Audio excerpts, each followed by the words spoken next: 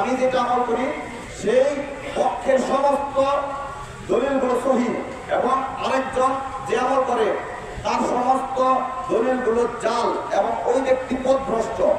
যদি এরকম মানসিকতা থাকে তাহলে সে জেনে রাখো সে ব্যক্তি নিজেই বিভ্রান্ত।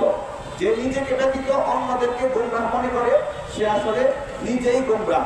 সাহাবী এবং তাবেঈন থেকে তাদের যুগ থেকে যে মতভেদ বিদ্যমান ছিল সেই মতভেদগুলোকে মতভেদরত অবস্থায় রাখাই সুন্নাহ। কথা বুঝতে পেরেছেন?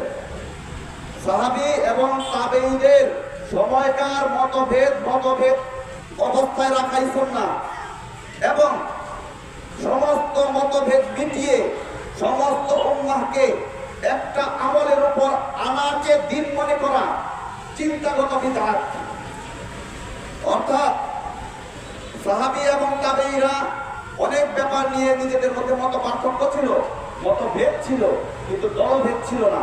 তারা পরস্পরের ভাই ছিলেন, তারা ঝগড়া করতেন না।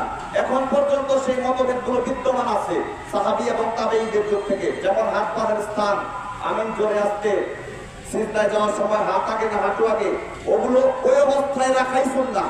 কারণ কোন সাহাবীকে বা তাবেঈ নিজের মত ঠিকই প্রকাশ করেছেন, কিন্তু এমন কি বলেছেন যে তোমরা সবাই আমি যেভাবে আমল করি সেভাবে আমল করো?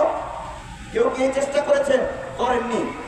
আর নবী এবং সাহাবী তাবেঈন থেকে যেরকম চিন্তা বা আমল করা হয়নি, অর্থাৎ যে সবাই আমার মতো আমল করো, এরকম চিন্তা যেহেতু করা হয়নি, এইরকম চিন্তা যদি কোনো ব্যক্তি করে যে সবাই আমার মতো, অন্যরা যদি হাদিস সহিহর উপর আমল করে তারপরেও আমি যেটার উপর আমল করি সবাই এইটাই আসো, এটাই আসো, এটাই আমল করুন, তাহলে এই ব্যক্তির মধ্যে চিন্তাগত বিদআত রয়েছে। চিন্তাগত বিদআত রয়েছে এই কারণে যে কারণ আরেকজনে যা করছে সেটা যদি সহিহ হাদিসের উপর হয় আর আমি যদি করি সেটাও সহিহ হাদিসের উপর হয়, সমস্যা কি? সে তারটা করো, আমি আমারটা করি। কোন রকম ঝগড়া বিবাদ করা যাবে না। ঝগড়া বিবাদ শয়তানের কর্ম। ঝগড়া বিবাদ তো আমাদের কর্ম নয়।